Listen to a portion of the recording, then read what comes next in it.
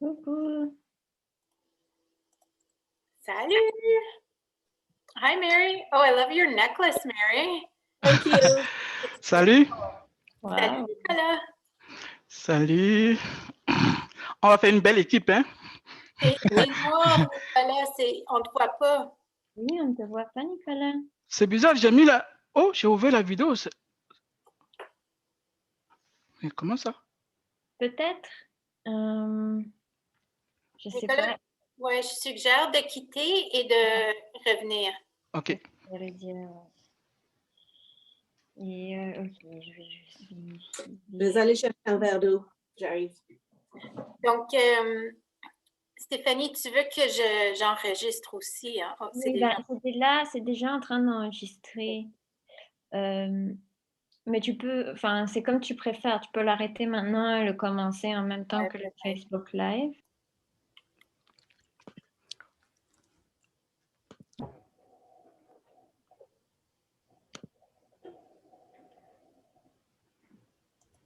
Et on enlève nos...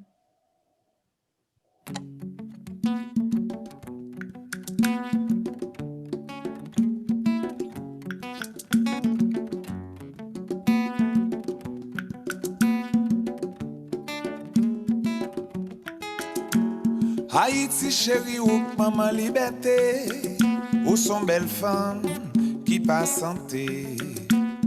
Belle coup de pluie moun dans l'histoire l'humanité, ça fait de vous un symbole fierté. Ou pas femme qui porte trois pour belle toile, et on sait une femme 5 étoiles.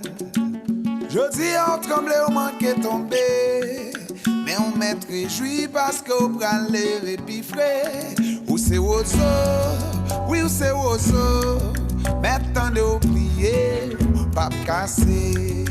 Ou c'est oiseau, oui ou c'est oiseau, maintenant de oublier, pas casser. C'est pas yo si mauvais temps à passer, nous frapper nous là toujours qu'aimer, nous passer cyclone, nous passer tempête, nous baillons décourager. C'est pas la première fois où l'on peut y aller, tout ça que nous te posséder, tant que nous là, faut que nous vivons avec espoir. Si nous travaillons, nous plaider, nous c'est oiseau, nous c'est oiseau, maintenant de nous plier, pas casser. Nous c'est oiseau, nous c'est oiseau, maintenant de nous plier, pas casser, pas casser. Madame, ma recette, c'est mouchoir. C'est vrai, nous tomber, mais faut nous lever. On en a dit, on go, merci à tout le monde qui était là pour débattre nous l'espoir. Nam dit, on là, nam kembe. Ouais, nous c'est oiseau, nous c'est oiseau. Maintenant de nous plier, pas casser. Nous c'est oiseau, oui c'est oiseau. Maintenant de nous plier, pas casser. C'est vrai, n'oubliez pas casser. Oui, n'oubliez pas casser. Même si n'oubliez pas casser. Oui, n'oubliez pas casser. Nous c'est oiseau, nous c'est oiseau, yeah. Nous c'est oiseau, nous pas casser. Nous c'est oiseau, nous c'est oiseau. Nous c'est oiseau, nous pas casser. Nous c'est oiseau, nous c'est oiseau. Maintenant de nous plier, pas casser. Nous c'est oiseau, nous c'est oiseau. Maintenant de nous plier, nous pas casser.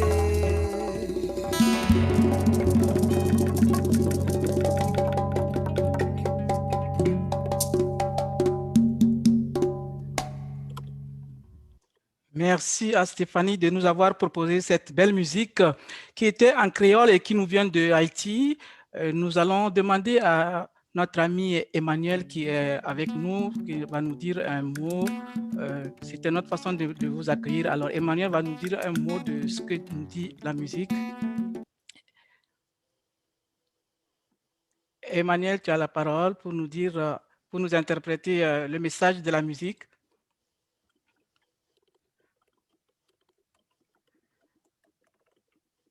Est-ce que Emmanuel est là? Il est là, mais il est en muet. Voilà. Oui. C'est ça. Nous avons commencé la réunion de cet après-midi avec la chanson de Jean Belloni, Bello de son nom d'artiste, qui chante Haïti. Roseau. Non, c'est Roseau, c'est le titre de la chanson, interprété par Bello, chanté par Bello. Bello est un natif natal, est originaire de la Croix-des-Bouquets, une commune du département de l'Ouest. Bello chante dans cette musique Haïti, qui est la mère de la liberté, qui est une étoile qui scintille dans le ciel. Il nous a parlé aussi dans cette chanson, comme roseau, cette petite plante à fibres qui se plie sous les catastrophes, sous les inondations, mais qui jamais ne reste à terre, elle se relève encore, cette plante.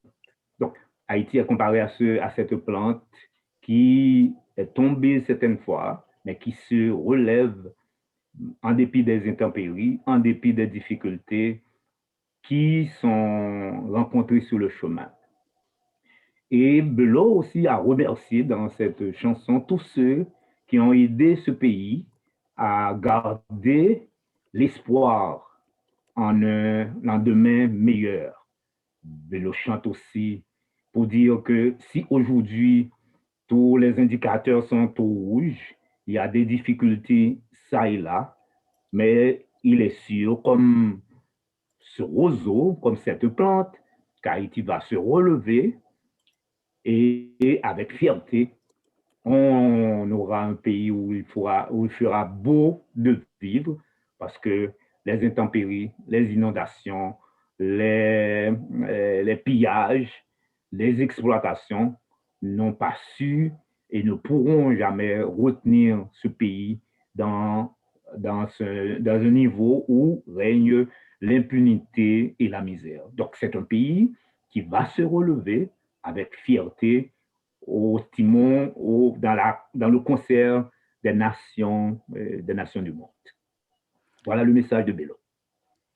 Merci Emmanuel pour l'interprétation de cette chanson et un message d'espoir. Alors, ceci étant dit, je vais vous souhaiter la bienvenue, bonsoir et salut à tout le monde qui est ici sur Zoom ou en live sur Facebook. Donc, je vous souhaite la cordiale bienvenue à ce troisième rendez-vous de conversation dans le cadre de la campagne Carême de partage, ce carême partageant l'amour, donc qui est notre thème. Nous allons commencer d'abord avec la reconnaissance ancestrale territoriale.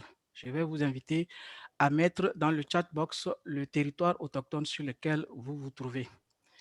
Alors, je pense qu'il y a des gens moi, je vous parle de Moncton. Alors, je pense qu'il y a des gens qui viennent de Moncton. Donc, avec eux, nous reconnaissons que le territoire sur lequel nous nous trouvons en ce moment est le territoire non cédé des Mi'kmaq. Dans le respect des traités qui ont été conclus sur ces territoires et la reconnaissance des torts et des erreurs du passé, nous nous consacrons à aller de l'avant dans un esprit de réconciliation.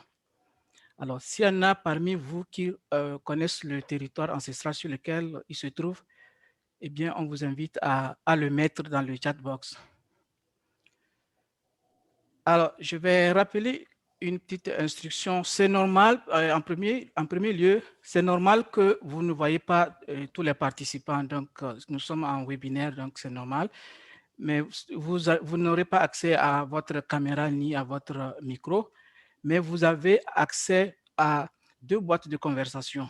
Il y a une boîte de conversation, vous allez voir, c'est marqué Q&R, c'est-à-dire questions-réponses. Donc, vers la fin du panel, nous allons vous donner le temps de poser des questions ou de faire des commentaires. En tout temps, vous pouvez faire vos commentaires, mais vers la fin, on va répondre à vos questions. Donc, vous les poserez dans la boîte Q&R. Et l'autre boîte de discussion, donc c'est la boîte ordinaire où vous pouvez saluer ou faire d'autres commentaires ou saluer les uns et les autres si vous le voulez. Donc, ceci étant, on va commencer d'abord avec une prière que va présider Emmanuel. Emmanuel, je vais le présenter plus tard dans le webinaire. Alors, Emmanuel, Noël, vous avez la parole pour la prière. Inclinons-nous pour prier le Seigneur. Éternel, notre Seigneur, nous bénissons ton nom pour la faveur que tu nous donnes de nous réunir en ces lieux différents et éloignés l'un de l'autre, mais tu nous permets de nous réunir pour apprécier l'œuvre à laquelle tu nous as permis de participer. Nous louons ton nom pour ce privilège. Merci pour les fondateurs, les membres et les supporters de Développement et Paix qui, depuis sa création, la création de ces institutions, travaillent avec des hommes et des femmes, des couches défavorisées dans plusieurs pays du monde. Donne-nous le courage de tenir notre engagement et un cœur aimant pour approcher les membres de différentes communautés avec dignité et respect. Ô Dieu, assiste-nous, éclaire-nous, illumine l'esprit de chacun de nous tout au long de cette rencontre. Nous te prions au nom de Jésus. Amen. Amen. Merci, Emmanuel. Alors, comme je l'ai indiqué au début, donc, nous sommes à notre 3e rendez-vous de conversation. En effet, le 20 février dernier, notre premier rendez-vous avait porté sur notre mission et nos valeurs comme organisation de l'Église qui défend les plus vulnérables. La semaine dernière, nous avons abordé la question d'aide humanitaire, un aspect important de notre organisation, en s'appuyant sur l'aide apportée au Liban à la suite de l'explosion l'été dernier dans le port de Beyrouth, la capitale de ce pays-là, et ses environs. Cette explosion, comme on l'avait dit, avait affecté une population qui était déjà dans une situation économique difficile. Aujourd'hui, la conversation va porter sur le développement communautaire. À la différence de l'aide d'urgence, comme à l'exemple précédent sur le Liban, nous allons voir ici comment notre appui à des partenaires permet à ceux-ci de soutenir des communautés vulnérables dans la réalisation de projets durables, de projets qui leur permettent d'améliorer leurs conditions de vie. Alors, il y a des images et des enregistrements qui vont nous accompagner dans ce panel pour nous permettre de comprendre donc, la situation sur le terrain. Donc, nous irons en Haïti. Alors, c'est notre façon à nous de repenser le monde. Alors, Stéphanie, si tu peux retourner sur la carte d'en haut, merci. Alors, donc, c'est notre façon à nous de repenser le monde, comme l'indique la carte que vous êtes en train de voir et qui montre les pays dans lesquels nous sommes en train de parler depuis le début des webinaires durant ce carême. Donc, c'est-à-dire, il faut revoir, sinon changer les structures et favoriser un développement communautaire. Donc, vous voyez que la carte est à l'envers. Donc, nous, à développement, nous pensons qu'il faut changer et qu'il faut revoir les choses. Il faut repenser le monde. Donc, revoir les structures, comment adapter les structures pour aider les populations qui en ont besoin. Donc, nous faisons de notre mieux à Développement et Paix, évidemment grâce à vos dons mensuels ou bien à vos dons ponctuels, notamment pendant le carême où on vous sollicite beaucoup plus davantage. Ce soir, nous irons en Haïti, comme je viens de le dire, avec pour conductrices et conducteurs Mary Durand et Emmanuel Noël qui seront en ligne avec nous. Donc, vous les avez déjà, donc vous allez les voir tout à l'heure. Et nous venons de voir et d'entendre Emmanuel, donc nous allons entendre bientôt Miri, je vais vous les présenter. Mais aussi, nous entendrons d'autres témoignages, notamment de femmes impliquées dans des projets de notre partenaire Femmes Décidées. C'est une organisation dont nous parlerons durant ce panel. Femmes Décidées, donc en un mot pour commencer, Femmes Décidées est une organisation de femmes à but non lucratif qui a été fondée en mars 1989 à Jacmel. C'est dans le sud-est d'Haïti. Et c'était une co-création avec des femmes de cette localité et des religieuses missionnaires québécoises. Alors, Miri va nous en parler davantage sur ce regroupement de femmes qui travaillent dans la promotion et la défense des droits des femmes et des filles, dans la lutte pour le changement des conditions de vie des femmes en leur offrant plus d'opportunités sur le plan social, économique et politique. Alors, je vais vous présenter maintenant les deux panélistes que nous avons présents ici. Mais avant, j'ai commencé par parler sans me présenter. Moi, je m'appelle Nicolas Kagura et je suis animateur de développement et paix pour les provinces et pour les diocèses francophones du Nouveau-Brunswick. Alors, je réside à Moncton. Donc, nous aurons aussi pour nous accompagner, pour nous aider, Stéphanie et Kelly. Et merci à toutes les deux qui sont à la technique et qui nous aident, qui vont nous accompagner durant ce panel. Je vais d'abord présenter Miri. Miri Durand travaille au service des programmes internationaux de développement et paix comme chargée de programme pour l'Amérique latine. Elle est responsable d'Haïti, Pérou et du Honduras après avoir été agente de plaidoyer et recherche toujours à développement et paix. Alors, elle a eu une vie avant développement et paix. Elle était, d'abord, elle a rejoint développement et paix en 2002, mais avant cela, elle travaillait pour CAFOD. C'est une organisation sœur de développement et paix en Angleterre. Elle a été aussi journaliste en Amérique centrale, notamment en El Salvador, Guatemala, Honduras et Chiapas, c'était au Mexique. Elle a également travaillé pour la promotion des droits humains dans le compte des Nations Unies en Haïti et à l'occasion de son séjour là-bas, elle a appris le créole, elle parle le créole. Elle a aussi travaillé en République démocratique du Congo, toujours dans le cadre des Nations Unies pour la promotion des droits de l'homme. Donc, voilà la première personne que je viens de présenter, qui travaille à développement et paix, qui sert de lien entre développement et paix et nos partenaires Haïti, où nous irons aujourd'hui.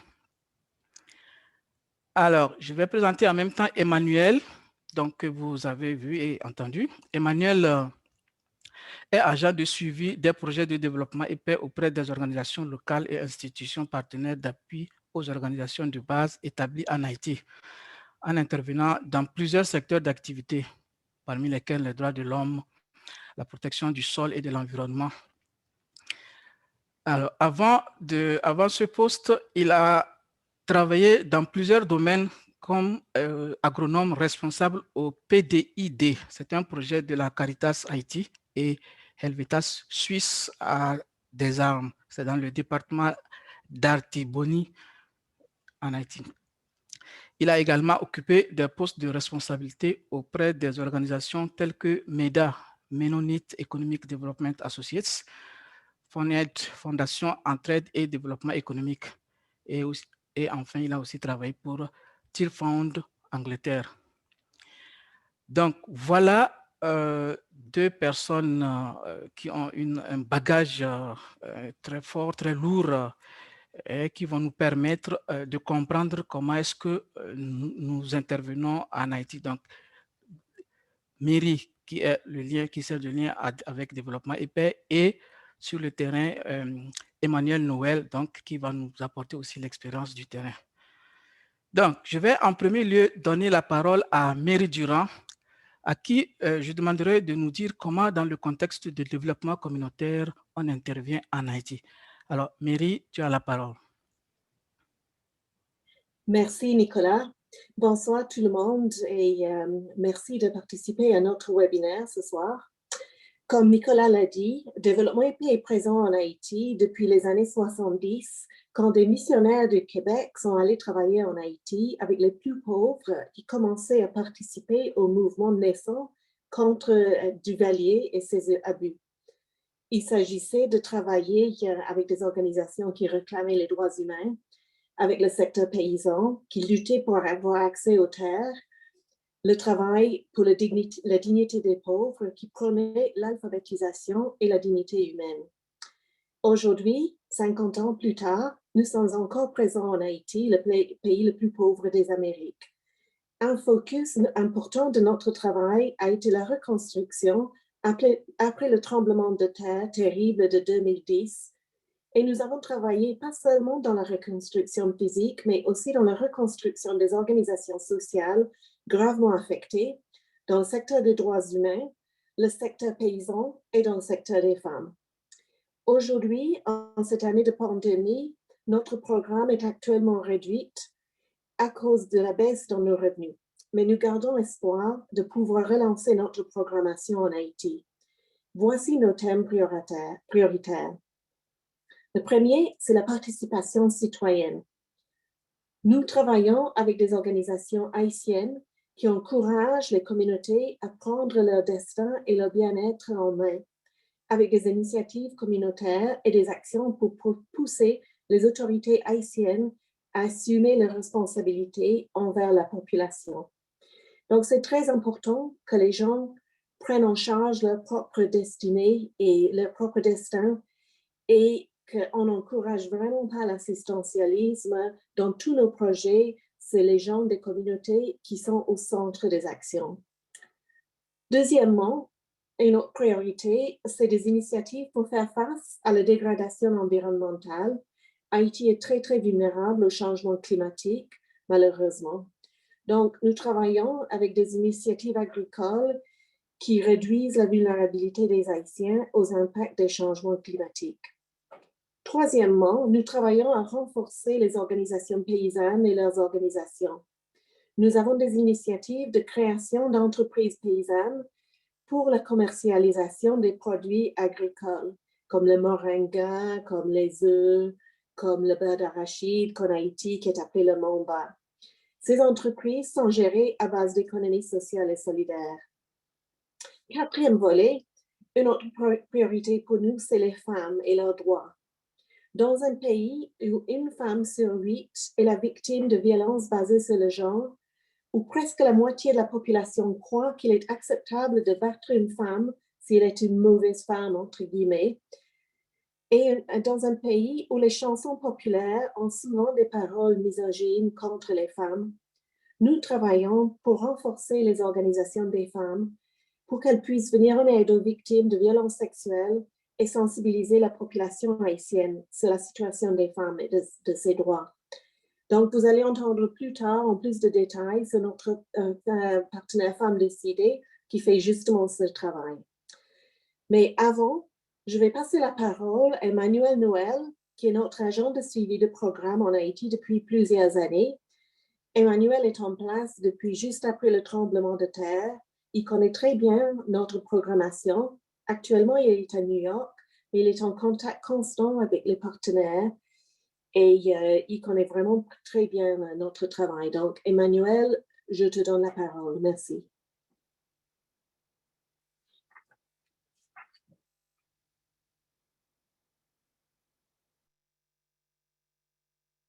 Emmanuel, il faut que tu allumes ton micro.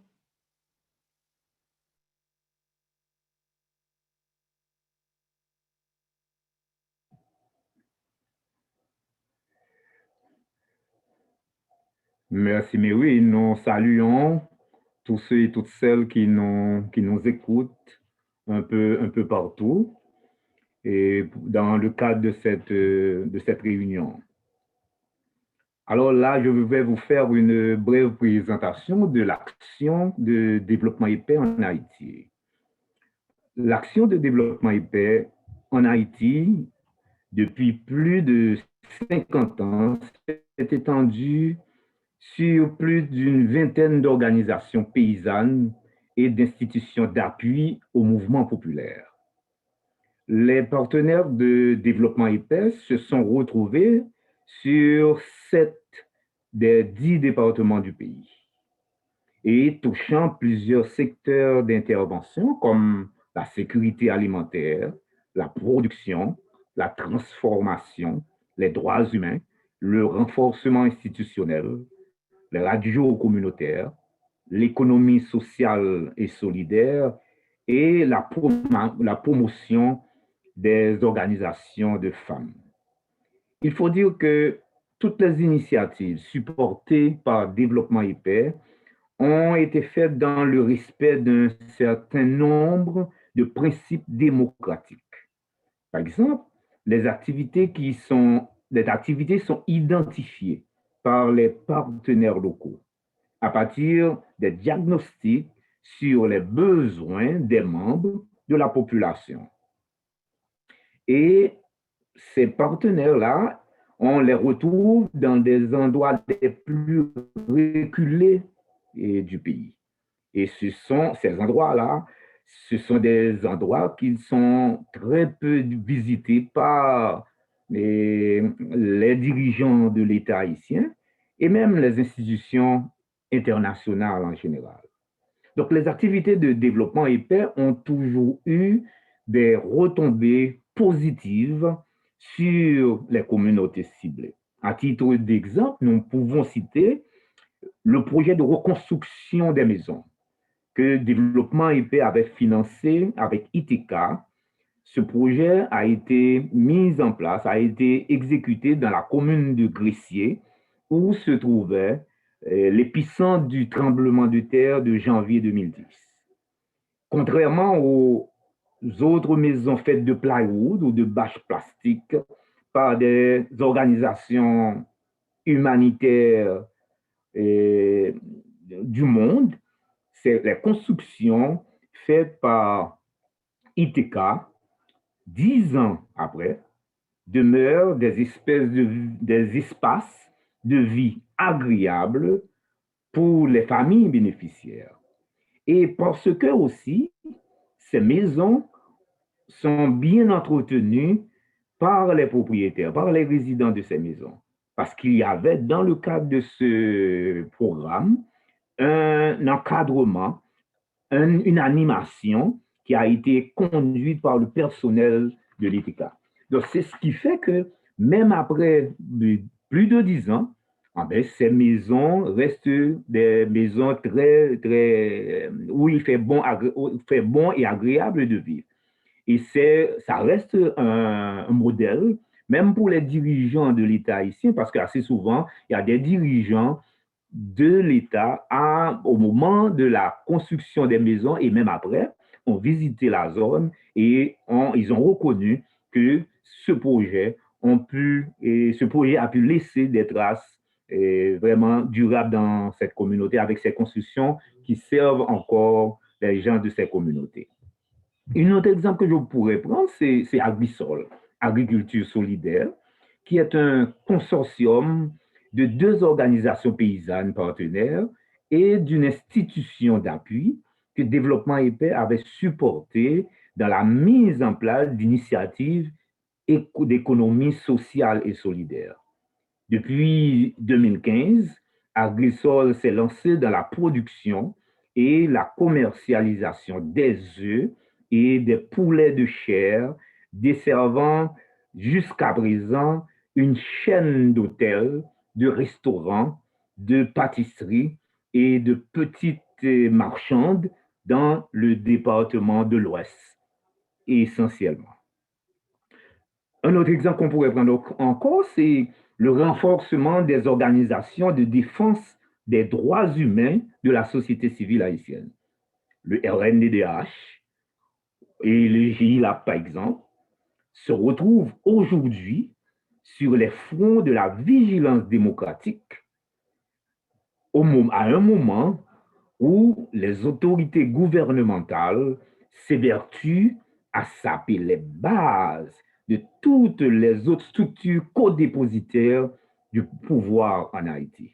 Donc, RNDDH et GILAP font partie des partenaires qui ont collaboré avec développement et paix. On a également renforcé des structures des radios communautaires un peu partout dans le pays. Par exemple, avec des organisations comme le SACS et le REFRACA, qui est un regroupement d'organisations de femmes. Donc, ces structures ont pu établir des radios communautaires dans plusieurs départements du pays.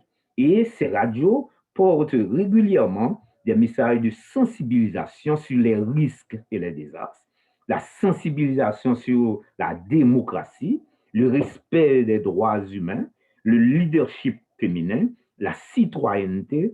Donc, toute cette dynamique est menée par des radios communautaires qui sont supportées jusqu'à présent par les fonds de développement et paix. Et ce travail exécuté, réalisé par ces organisations, par ces radios communautaires, constitue et représente l'espoir et travaille dans le processus de redynamisation du citoyen pour une prise en charge qui est nécessaire au relèvement du pays. On pourrait parler également du travail de renforcement des organisations de femmes qui est supporté par Développement et Paix, et ces organisations font un travail très intéressant et le travail qui continue à avoir des retombées positives sur les communautés. Si aujourd'hui, REFRACA, dans l'Ouest, OFTAG, dans la Grandance, ou Femmes décidées, dans le Sud-Est, à côté des apports du mouvement, à côté de l'accompagnement que ces organisations donnent aux revendications populaires, mais ces organisations, ces structures ont développé des activités économiques à partir du financement donné par Développement et Paix. Et l'extension du mouvement féministe dans plusieurs communautés haïtiennes, la construction de cassaveries, par exemple dans la Grandance, qui est gérée, une cassaverie qui est gérée par des femmes, ou des activités qui ont été entreprises par Femmes décidées, par exemple, dans la dynamique de protection de l'environnement. Le poulailler qui a été mis en place à Jacmel avec Femmes décidées, tout cela, ce sont des activités, des initiatives qui ont été faites avec le support de Développement et Paix et qui s'inscrivent dans une perspective durable, et aussi on a pu voir se développer un processus d'appropriation des partenaires haïtiens.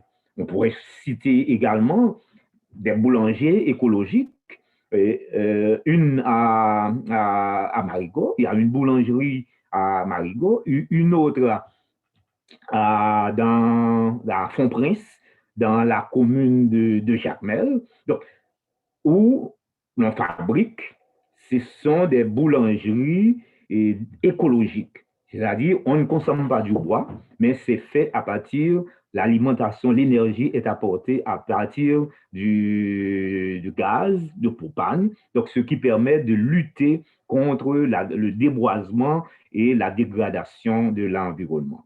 Si on va dans le nord-ouest, par exemple, on trouvera avec Tête Collée Petit Paysan un projet Crédit Cabri. Donc, comment s'est monté ce projet?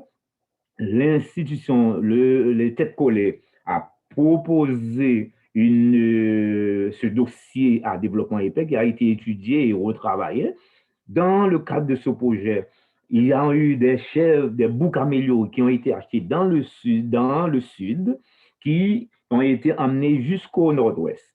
Et à partir du nord-ouest, on a acheté à partir des marchés locaux des chèvres locales. Il y a eu des croisements qui ont été faits entre les boucs améliorés qui viennent du sud et les races locales achetées sur les marchés locaux.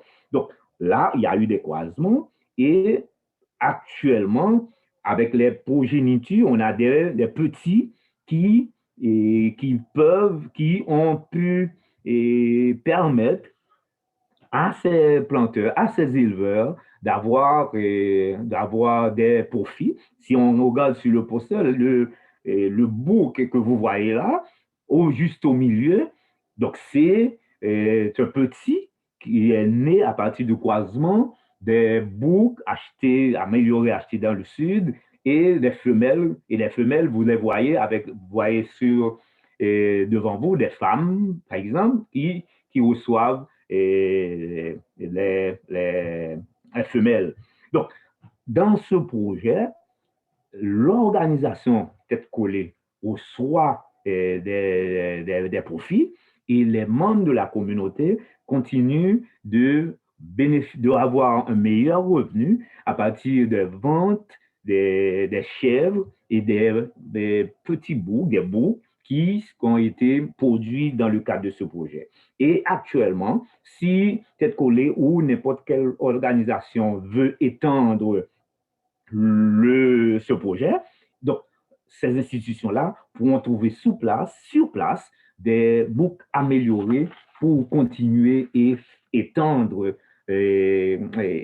cette activité. On pourrait parler également des coopératives. Donc, si on va dans le nord-est, avec Iratam, par exemple, on a un réseau de coopératives qui a été supporté par les fonds de développement EFP avec Iratam, et les coopératives de production de café transportent les produits sur le marché international. Et ils ont pu également, à travers Iratam,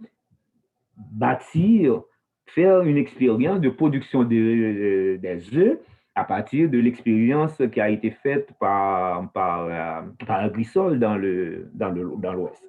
On a aussi eu des interventions qui, jusqu'à présent, continuent d'apporter des fruits. Si on va dans le sud, par exemple, avec le dernier projet Pro-Climat qui est mené avec ITK, par exemple, à Pro-Climat, on a des organisations, des regroupements de femmes, des mutuelles de femmes qui se mettent ensemble et qui reçoivent la formation et qui investissent à la fois dans la production des œufs avec des pondeuses et la production des poulets de chair.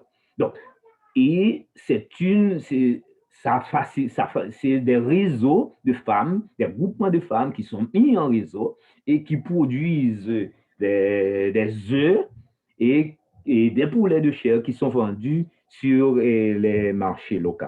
Donc, il y a aussi des interventions qui sont faites au niveau de ce projet pour climat avec des organisations paysannes, des organisations de base, et il y a cet encadrement qui est donné par le personnel du projet de la mise en place de jardins potagers, des jardins agro-forestiers, donc avec la participation des groupes et des organisations paysannes. On pourrait citer également les constructions, si on va dans la Grand'Anse, parce qu'après le passage de Mathieu, si on va dans la Grand'Anse, on a eu un programme de construction de maisons. On a pu identifier et sélectionner des familles qui ont eu leur maison complètement endommagée, détruite par le passage de Mathieu. On a eu des interventions dans le sud et la Grand'Anse dans le cadre de la reconstruction de maisons détruites par le passage du cyclone Mathieu. Là, on a sur cette photo, on a la situation avant. Ça, c'est une photo qu'on a prise dans le département à Roseau, dans le département de la Grand'Anse. Vous avez l'un à côté de l'autre la situation d'avant, parce que la maison a été détruite complètement. On a utilisé les vieilles feuilles de tôle pour construire un abri, mais cette famille habite maintenant avec ce projet dans cette maison et que vous voyez à côté la situation après. Et c'est la même situation si on va dans le sud, à Cavaillon plus particulièrement, on a des cas, des maisons qui, on a vu un changement de situation, d'habitat qui a été produit grâce au financement de développement et paix. Donc, ce sont là quelques activités qui ont été exécutées par les partenaires et les organisations partenaires haïtiennes, des organisations haïtiennes avec le support de développement et paix. Et on sait que ces fonds proviennent de la coopération canadienne, des Canadiens, des membres de développement et paix, des supporters de développement et paix qui ont donné leur argent. Et cet argent a été utilisé dans plusieurs communes du pays et les informations que les cas, les activités que j'ai citées tantôt continuent de rester dans les communautés, les activités économiques continuent, les activités de transformation continuent jusqu'à présent et les personnes qui ont eu leur maison détruite, soit par le tremblement de terre ou le séisme Mathieu, donc toutes ces familles ont maintenant une maison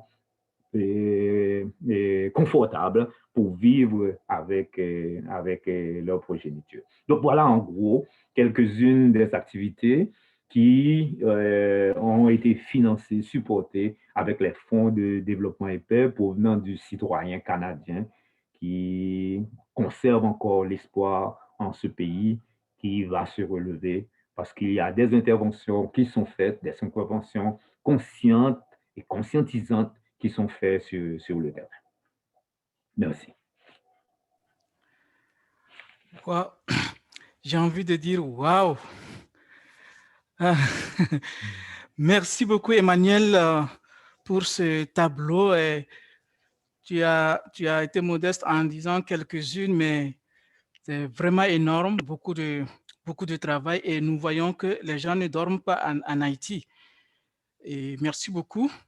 Alors, tu as parlé de plusieurs organisations dont Femmes Décidées. Donc, moi, à présent, je vais demander à Mary de nous parler de cette organisation Femmes Décidées. OK, mais merci Emmanuel pour ce survol de nos activités dans les derniers 10 ans depuis le séisme. Maintenant, je vais vous présenter Femmes Décidées, que beaucoup de vous connaissez.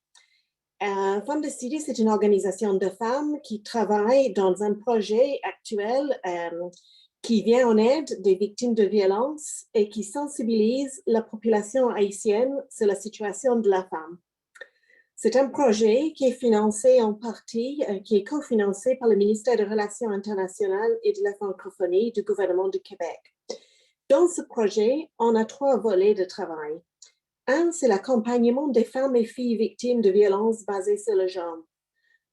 Une équipe reçoit chaque femme victime, lui offre un suivi médical, accompagnement psychosocial et un suivi légal. Un avocat offre l'assistance légale aux femmes qui souhaitent porter plainte contre les agresseurs. C'est un travail qui, au fil des ans, a abouti à plusieurs condamnations. Dans quelques cas très graves entre les victimes, où on a une situation d'une femme qui vit une crise et est particulièrement en danger, on lui offre un hébergement temporaire dans un refuge pour femmes qui s'appelle la Maison Magali. Entre 2010 et 2020, Femmes Décidées a soutenu 3 868 femmes victimes et ses avocats ont intenté 534 poursuites légales. On a également des projets génératrices de revenus avec les femmes victimes ou avec les femmes en situation de vulnérabilité. Il s'agit de participation dans l'entreprise Ferme Bonne Poule, qui est l'entreprise gérée par Femmes Décidées dont Emmanuel a parlé. C'est une entreprise de production de poulet de chair. Ou aussi, Femmes Décidées offre des crédits aux femmes pour qu'elles achètent des semences pour faire des produits maraîchers pour vendre dans les marchés. L'autre volet de ce projet est la sensibilisation du public et des groupes cibles sur les droits de la femme et le devoir de la société de protéger la femme, prévenir la violence et sanctionner les agresseurs. Femmes Décidées travaille beaucoup avec les journalistes et elle participe régulièrement à des émissions radio pour sensibiliser le public sur le thème.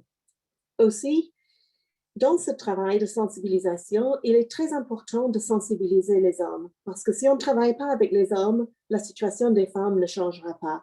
Donc, Femmes Décidées fait toutes sortes d'événements avec les hommes où elle promeut des rôles positifs de masculinité et par exemple, l'organisation a travaillé avec des rappeurs haïtiens ou avec des musiciens qui ont une bonne attitude envers les femmes et on essaie de promouvoir des modèles intéressants pour les hommes. Aussi, on fait des soirées de sensibilisation avec les couples où on parle de quels sont les rôles du conjoint, quelles sont les responsabilités du conjoint et du père. Et c'est un travail à longue haleine, mais ça donne des résultats et peu à peu, on voit des résultats, on voit des changements d'attitude, surtout avec les plus jeunes hommes. Et on voit aussi, il y a beaucoup d'hommes qui viennent voir Femmes Décidées pour parler de problèmes familiaux ou de problèmes dans le couple qu'ils souhaiteraient résoudre sans violence. Donc ça, c'est un signe très positif que ça marche. Donc pour Femmes Décidées, on aurait voulu qu'elle soit ici avec nous ce soir, mais malheureusement, la connexion Internet de Jacmel, où elle se trouve, est très mauvaise, mais elles nous ont envoyé des capsules pour parler de leur travail et pour vous saluer. Donc, est-ce qu'on peut voir les capsules? Le premier, c'est Marie-Ange Noël. Il est toujours un plaisir pour nous, à Femmes Décidées, et de saluer les gens de la communauté canadienne, la communauté québécoise, la communauté catholique aussi, qui toujours pendant cette période de carême pense aux pays les plus pauvres sur la planète, spécialement Haïti, où nous vivons dans une situation précaire, où les femmes sont toujours les plus exploitées, les plus vulnérables. Chaque fois, pendant cette période, que nous recevons leurs dons nous ont aidés pour aider à envoyer les enfants à l'école, pour aider les femmes paysannes à surmonter, à faire face de leurs problèmes, surtout face au changement climatique, de les aider à trouver des semences, de les aider à faire face à diverses occupations, à combattre la pauvreté, à développer des activités économiques, à prendre en charge les femmes et filles victimes de violences, à changer les mentalités des hommes à travers les séances de sensibilisation et de formation. Et c'est pourquoi aujourd'hui nous voulons les remercier pour leur dire, à travers le développement et paix, nous sommes toujours contentes de recevoir leurs dons et leurs dons nous ont aidés. Je pense que c'est vraiment la communauté canadienne, la communauté internationale qui, à travers les organisations de base, qui ont porté leur solidarité aux plus vulnérables. Leurs dons nous ont aidés parce que nous sommes en période de crise, Haïti toujours en crise, et chaque fois qu'il y a des catastrophes ou chaque fois qu'il y a des crises économiques et sociales, les femmes sont victimes. Et c'est pour ça que nous apprécions grandement leur contribution et encore nous attendons leur contribution. Merci Développement et Paix.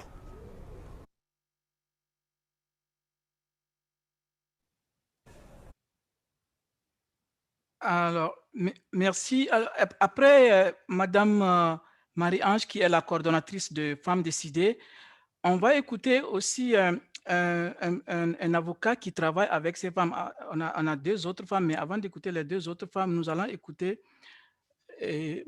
Maître Colin, qui s'appelle Rameau Colin, qui est l'avocat qui s'est engagé depuis plusieurs années comme consultant de cette organisation pour les accompagner dans le cadre de la revendication de leurs droits. Alors, nous avons recueilli son témoignage. Il nous parle ici de son expérience comme défenseur des droits de ces femmes victimes de plusieurs formes de violence. Donc, on écoute Maître Colin.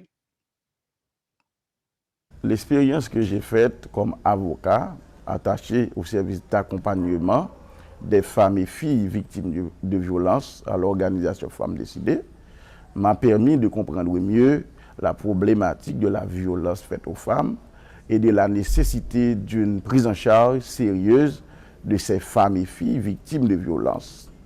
Les témoignages que j'ai reçus des femmes victimes de violences pendant cette période m'ont permis de comprendre aussi la nécessité d'accompagner les femmes sur le plan judiciaire et sur le plan psychologique après avoir été victimes de violences. Sans la présence d'un avocat, par exemple, et à une audience d'assises criminelles où les femmes victimes de violences sont impliquées, les agresseurs seront libérés sans connaître leur sort. Car en Haïti, on a tendance à marginaliser les femmes qui sont victimes de violences. Grâce à cette présence d'un avocat à l'audience, on a des agresseurs qui arrivent à être condamnés. C'est grâce à la prise en charge et créée au sein de l'organisation Femmes Décidées qui a permis à ces femmes-là d'avoir un lieu de justice. Donc c'est pourquoi que nous encourageons les partenaires nationaux et internationaux à aider l'organisation Femmes Décidées dans la poursuite de ses objectifs qui est de combattre la violence contre les femmes. Merci. Alors, avant d'écouter les deux autres femmes, je voulais vous rappeler que vous pouvez commencer par poser vos questions dans la partie Q&R, c'est-à-dire questions-réponses. On va les lire tantôt. Il nous reste une dizaine de minutes, donc on va laisser toutes les questions à la fin. Je sais qu'il y a Silvio Bourget qui a posé une question, donc Silvio, il faut patienter, on va y revenir à la fin. Alors, donc maintenant, nous allons écouter deux autres femmes. La première, c'est Dioula Lavanche.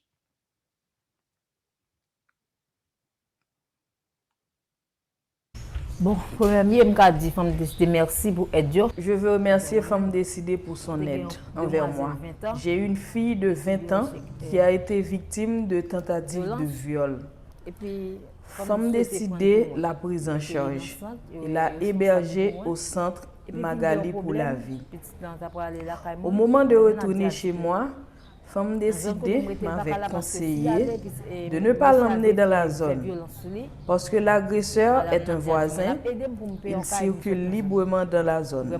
Femmes Décidées m'avait proposé de m'aider à louer une autre maison. En plus, j'ai une autre fille de 12 ans. Femmes Décidées m'avait aidé avec les dépenses liées à l'écoulage. Car je ne pouvais pas l'accompagner, je ne pouvais pas aider ma fille qui a été victime de tentative de viol, je ne pouvais pas aider mon autre fille. Et c'est grâce à Femmes Décidées que mes deux filles vont très bien. Je remercie Femmes Décidées parce qu'elles m'ont beaucoup aidé avec mes deux filles. Elles vont très bien maintenant. L'autre madame, par contre, non, qui était aidé moi pour me capable de témoigner. Je me dis merci un peu pour ça. Oui, non, au voisinage. Oui, elle a été victime de violence. C'est un voisin. J'ai eu peur de déposer une plainte formelle au commissariat. Car même les autorités n'ont aucun contrôle sur ses mouvements et sa famille habite toujours dans la zone. Il a pris le maquis, mais il revient de temps en temps, quoique je ne l'ai jamais revu de mes propres yeux.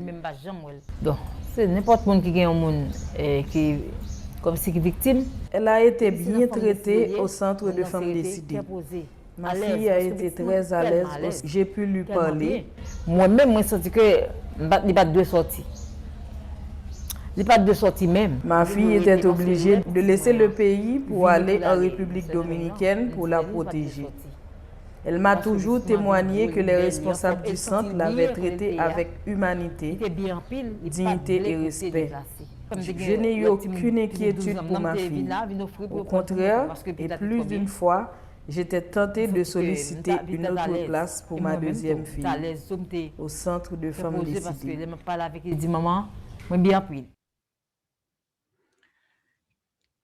Bon. Quel témoignage. Merci.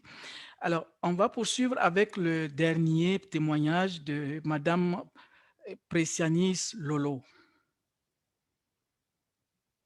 Moi, c'est Précianis Lolo. Je suis Précianis Lolo, membre de Femmes Décidées.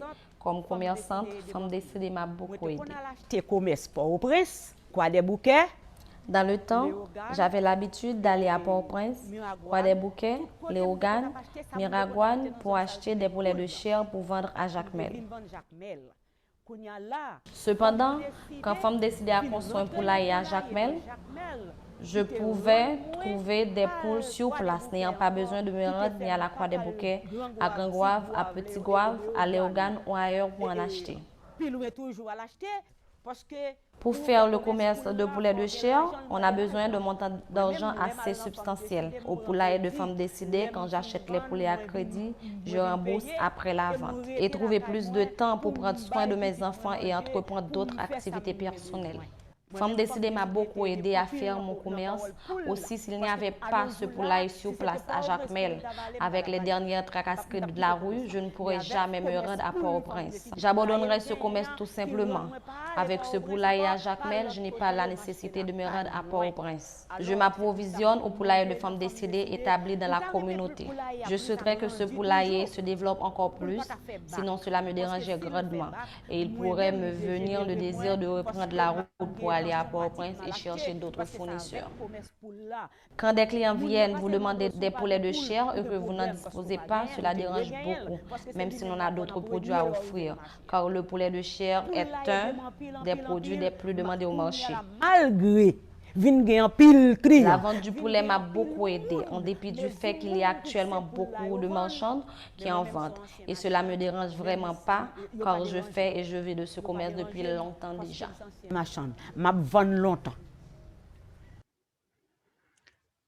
Voilà, ainsi prend fin les témoignages de nos partenaires, membres de l'organisation Femmes Décidées. Donc, alors, merci beaucoup à Mary qui a pu recueillir tous ces témoignages auprès de ces femmes et auprès de l'avocat de Femmes Décidées.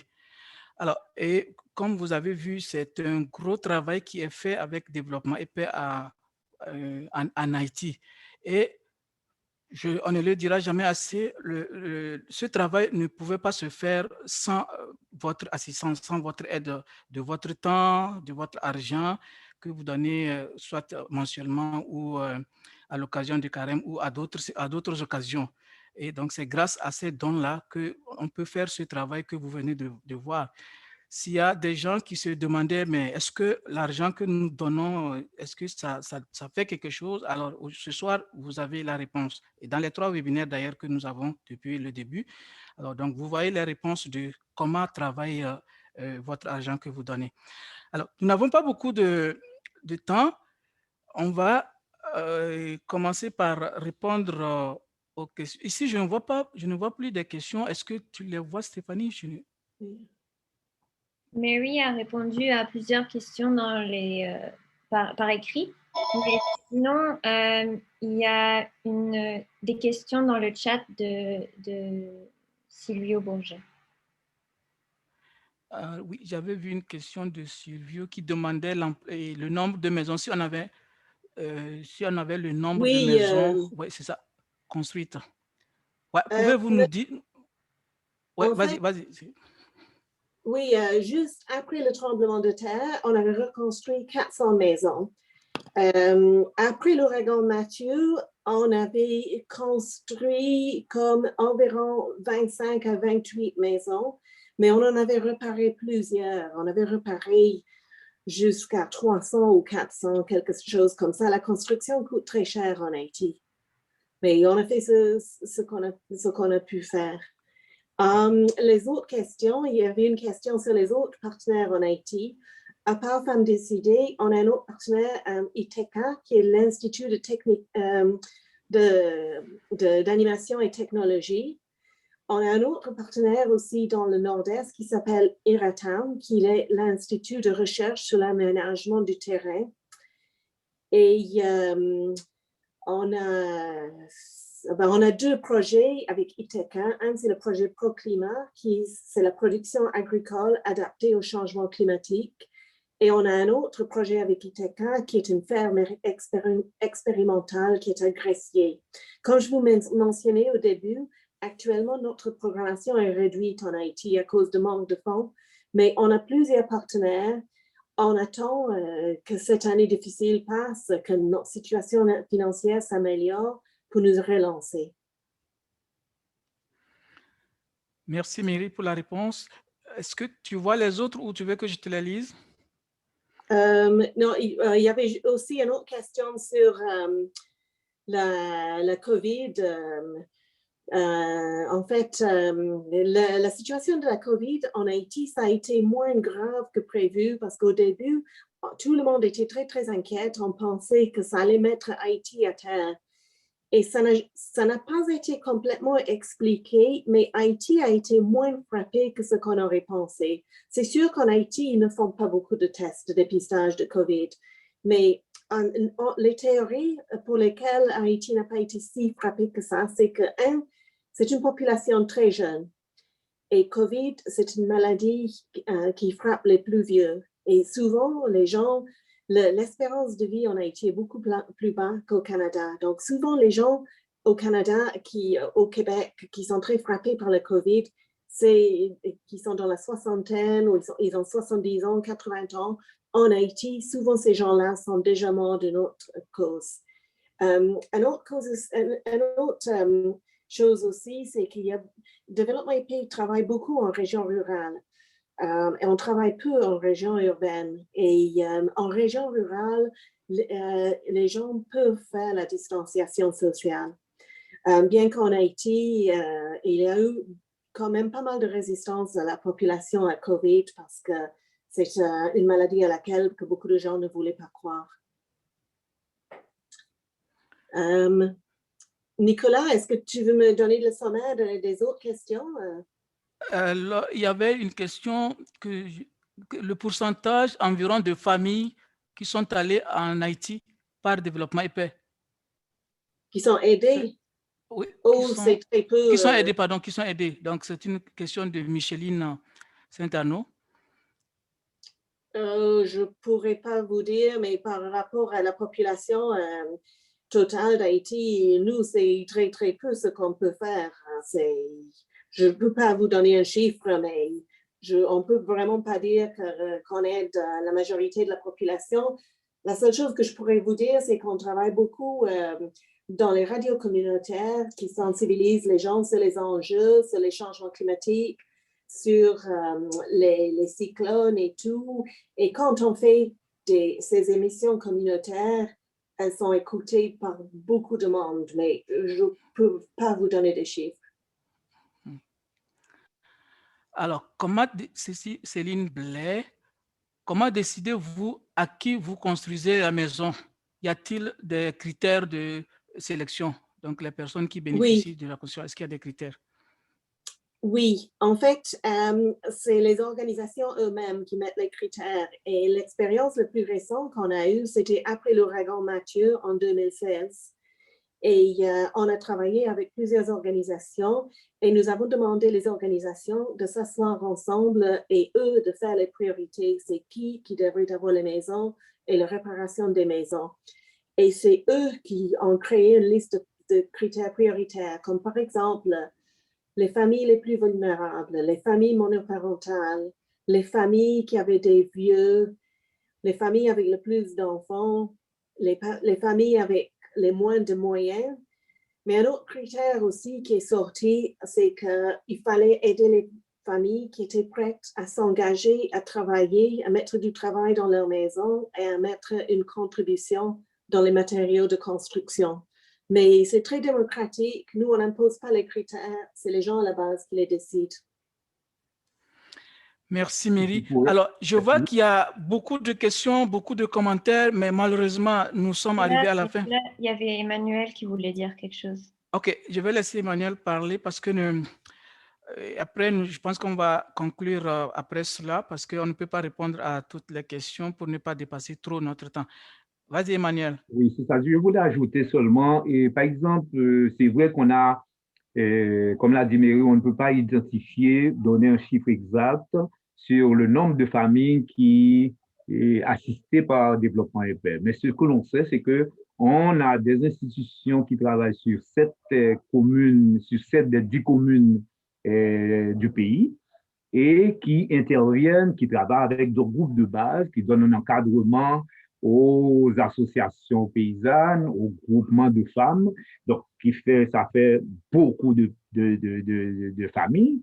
Et il faut dire également, si on prend par exemple le cas des constructions faites dans le sud et dans la Grande suite au passage du cyclone Mathieu, et en cas de catastrophe, c'est les personnes les plus vulnérables. On se soucie, même au niveau des organisations, c'est vrai qu'au niveau des organisations, c'est les membres, les leaders, les responsables qui font la sélection, mais parmi les membres sélectionnés, ce n'est pas les membres des organisations qui sont les seuls bénéficiaires. Donc, il y a un travail, un diagnostic qui est fait au niveau de la commune et de la communauté, et les personnes sont choisies, comme l'a dit tantôt Mary, pas en fonction de leur appartenance au groupe ou à l'institution, mais en fonction des besoins, des problèmes qui ont été identifiés au niveau de la communauté. Donc, ce sont des activités, même au niveau des autres activités qui sont faites, ce n'est pas les membres des organisations seulement qui sont les bénéficiaires. Même ceux qui ne sont pas membres des organisations, ils sont dans la communauté, ils participent aux activités exécutées, mises en place par le partenaire. Merci Emmanuel. Alors, nous nous excusons auprès de tous les commentaires ou de toutes les questions que nous ne pourrons pas répondre ce soir. Et merci beaucoup d'être venu. Alors, comme vous voyez, notre voyage donc, de Carême va se poursuivre. Donc, après ce troisième rendez-vous de conversation, nous allons avoir un autre rendez-vous la semaine prochaine, un rendez-vous organisé pour les jeunes et pour toutes les personnes qui aimeraient aussi participer. Donc, ça s'appelle Jeunes solidaires. Ça va débuter le jeudi 11 mars à 15h heure de l'Est pour se terminer le lendemain vendredi 12 mars à 16h toujours heure de l'Est. Donc, on vous demande si vous le pouvez, vous pouvez vous connecter en tout temps. Vous avez les coordonnées pour vous enregistrer qui sont sur notre site de développement et paix. Donc, vous pouvez aussi, si vous ne pouvez pas vous joindre durant toute la durée ou à n'importe quand, il y a aussi une invitation spéciale pour partager un repas de soupe qui aura lieu à 14h30 heure de l'Est. Ce sera, je pense, j'ai pas mis, oui, ce sera le jeudi. Donc, le jeudi à 14h30, il y aura un repas de soupe et tout le monde est invité. Autre chose que je voulais rappeler, donc avec ce que nous venons de voir, tout le travail, donc ça prend de l'argent pour appuyer ses partenaires. C'est l'occasion de vous remercier. Et il y a un projet donc, que je voulais voir. Il y en a qui sont au courant de ce projet et d'autres ne sont pas au courant, mais il s'agit de projets de contrepartie avec les communautés religieuses. Donc, nous avons voulu donner un coup de main au recrutement de ce qu'on appelle les partageants, c'est-à-dire des donateurs mensuels. Et les dons mensuels, c'est ça qui aide Développement et Paix, qui donne l'assurance à Développement et Paix que durant l'année, durant les 12 mois, on peut attendre et gagner, disons, récolter tel montant appuyé par les gens donc, qui s'inscrivent et qui donnent par mois. Alors, donc, ce projet que nous avons voulu mettre sur pied pour une durée limitée qui va du 17 février au 23 mai. Donc, ce projet consiste donc à demander la contribution des communautés religieuses financièrement et nous allons utiliser cet argent pour doubler, pour matcher avec les nouveaux donateurs ou des gens qui décident d'augmenter leurs dons pendant cette période que je viens de donner. Alors, je peux vous dire que depuis que nous avons lancé ce projet, on a eu une cinquantaine de personnes qui ont adhéré au projet, et disons, qui sont devenus membres partageants, c'est-à-dire donateurs mensuels et qui entrent dans ce programme-là, qui continue jusqu'à 23 mai. Alors, donc, si vous connaissez des gens qui veulent donner mensuellement à des organisations, eh bien, alors, tout le monde est bienvenu à donner à Développement et Paix. Merci encore à Emmanuel et à Myri. Merci à Stéphanie et à Kelly qui nous ont beaucoup aidés en arrière-scène au niveau de la technique.